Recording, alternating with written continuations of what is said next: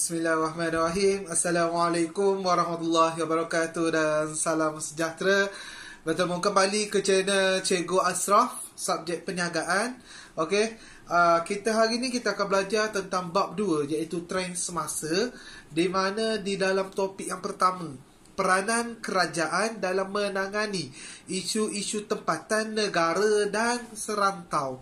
Okey, sebelum kita pergi jauh, anak-anak diminta membuka buku teks pada muka surat 65. Okey, di muka surat 65 subjek kita pada hari ini. Okey, apa itu peranan kerajaan dalam mengatasi masalah-masalah perniagaan ini?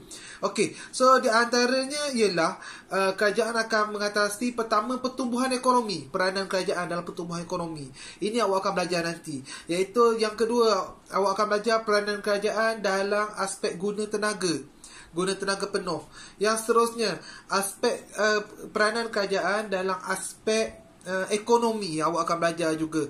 Okey, so dekat situ awak belajar inflasi, deflasi, kemelesetan ekonomi. Awak akan belajar dasar fiskal, dasar kewangan dan sebagainya.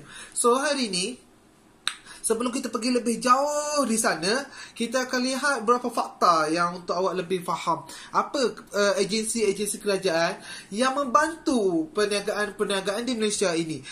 Agensi yang pertama adalah Kementerian Perdagangan Antarabangsa dan Industri, atau nama lain dia MITI, M-I-T-I. Yang keduanya adalah Kementerian Perdagangan Dalam Negeri, Koperasi dan Kepegunaan, KPDNK. Tak ada. Tu ketua kampung JKKKK. Tapi yang ni KPDNK. Ada 6 perkataan. Okey, so next, seterusnya, itu adalah kementerian yang menguruskan dalam bidang sektor perniagaan. Seterusnya ada agensi kerajaan juga yang membantu sektor perniagaan ini, iaitu Metrik. Bila awak dengar Metrik, bahasa betul dia Perbadanan Pembangunan Perdagangan Luar Negara. Okey, atau nama senang dia Metrik. Bila dengar Metrik, dengan sendirinya otak awak dah letak dah, ini jual untuk ekspor ke luar negara. Metrik, keyword dia ekspor keluar negara. Okey, so yang seterusnya adalah peranan Bank Negara Malaysia. Okey, so ada dua kementerian, dua agensi kerajaan yang membantu usahawan ni. Okey, sebenarnya ada banyak lagi. Next, seterusnya cikgu akan terangkan apakah peranan Bank Negara. Okey, apakah peranan Bank Negara? Okey, dalam peranan Bank Negara berperanan dalam 3 peringkat. Pertama, peranan Bank Negara yang pertama, memantau dan mengawal keadaan ekonomi termasuk dah dalam bidang perniagaan. So, memantau dan mengawal, keyword dia. Okey, poin yang kedua, keyword dia kestabilan kewangan. Okey, memastikan kestabilan kewangan dalam bagi pertumbuhan ekonomi dan perniagaan Malaysia. Nak pastikan Malaysia ni kestabilan kewangan dia cantik, kukuh, elok. Okey, so poin pertama, mengawal dan memantau keadaan ekonomi.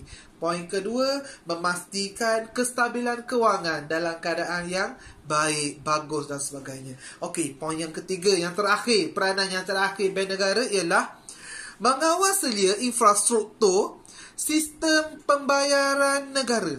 Mengawal selia infrastruktur sistem pembayaran negara yang menekankan aspek kecekapan dan keselamatan sistem kewangan negara. Contoh dia, orang pinjam duit bond kerajaan, ataupun kerajaan nak bayar hutang yang dia buat projek-projek besar, projek-projek mega ni, projek-projek KLCC, tol, jalan raya, highway, apa lagi, bangunan-bangunan, tempat-tempat kedai makan, itu semua hutang. So bagaimana kerajaan nak membayarnya dengan lebih cekap, lebih bagus, lebih efisien? So 3 peranan, ingat, peranan Bank Negara ada 3. Pertama, mengawal dan memantau keadaan ekonomi. Yang kedua, memastikan kestabilan kewangan. Yang ketiga, mengawal selia infrastruktur pembayaran, sistem pembayaran negara. So itu sahaja untuk topik kita hari ini. Sekian, terima kasih. Cikgu Ashraf, Guru Perniagaan. Assalamualaikum warahmatullahi wabarakatuh.